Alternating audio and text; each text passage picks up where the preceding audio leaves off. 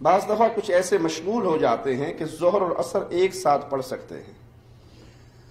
ظہر اور عصر ایک ساتھ پڑھنے میں کچھ مسائل ہیں. بارش کا مسئلہ ہے، بارش ہو تو ظہر اور عصر اکٹھی کی جا سکتی ہے. سفر میں ہے اکٹھی ہو سکتی ہے، میدان جہاد میں ہے اکٹھی ہو سکتی ہے، لیکن ڈیوٹی پہ ہیں پھر بھی اکٹھی ہو جائے گی. اور ابھی تو بخار چڑھا ہوا ہے کئی لوگوں کو T20 ورلڈ کپ کا، میرے خیال میچ کے وقت بھی اکٹھی ہو جائے گی. کتنے ہی مشغول ہو، آقا بمعنی مالک اللہ ہے.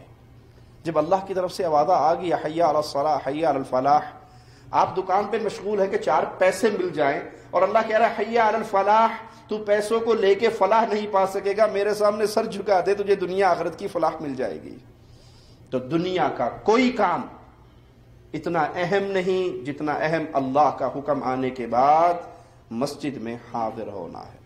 نبی نے صحابی کو بھی اجازت نہیں ملی کہ وہ اپنے گھر میں نماز پڑھ لے، اور ہم کجا کسی مشغولیت میں، ٹیلی فون میں، واٹس ایپ پہ، فیس بک پہ کرکٹ میچ دیکھتے ہوئے، کہیں اور گپ شپ لگاتے ہوئے، کہیں اور ڈیوٹی کرتے ہوئے. سب سے بڑی ڈیوٹی تو ہماری کیا ہے؟ وَمَا خَلَقْتُ الْجِنَّ وَالْإِنسَ إِلَّا لِيَعْبُدُونَ.